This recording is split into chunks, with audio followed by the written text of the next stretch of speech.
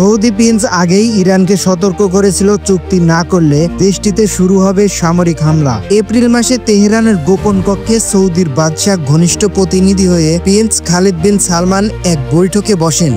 ইরানের president Masoud Pezeshkian, ইরানের সশস্ত্র বাহিনীর প্রধান মোহাম্মদ বাঘেরি ও পররাষ্ট্রমন্ত্রী আব্বাস আরাকজিকে নিয়ে। সে বৈঠকে তার হুঁশিয়ারি ছিল স্পষ্ট, আর তা হলো ইরান যদি ট্রাম্পের প্রস্তাব গ্রহণ না করে তবে ইসরায়েলের মিলিটারি অ্যাকশন নেবে তাদের ওপর। সাম্প্রতিক ব্রিটিশ সংবাদ মাধ্যম রয়টার্স এক প্রতিবেদনে উঠে এসেছে এই গোপন তথ্য। বিশ্লেষকরা বলছে এই বার্তার পিছনে লুকিয়ে রয়েছে একটি বিস্ফোরক সত্য, আর তা হলো ইরান, যুক্তরাষ্ট্র, সৌদি আরব ও ইসরায়েল এখন এক অনিশ্চিত সংঘাতের কিনারায়। চুক্তি হবে নাকি আসবে যুদ্ধ? রয়টার্স জানায় 4টি নির্ভরযোগ্য সূত্র নিশ্চিত করেছে 17 এপ্রিল তেহরানে আয়োজিত গোপন বৈঠকের খবর। সৌদি প্রিন্স খালিদ স্পষ্ট করে জানান, ট্রাম্প প্রশাসনের ধৈর্য সীমিত। যদি চুক্তি না হয় তবে ইসরায়েলের হাতে থাকবে হামলা লাইসেন্স।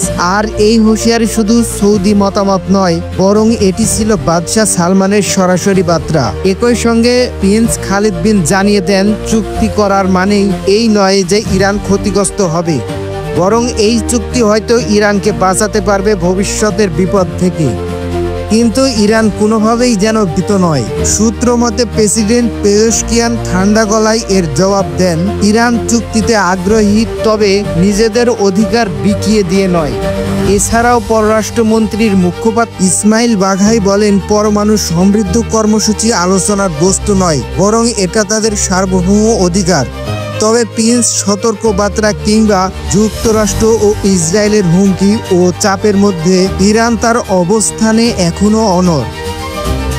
শুরু থেকেই তারা বলে আসছে ইরান শান্তিপূর্ণ চুক্তি চায়, কিন্তু চাপ বা হুমকির মুখে নয়।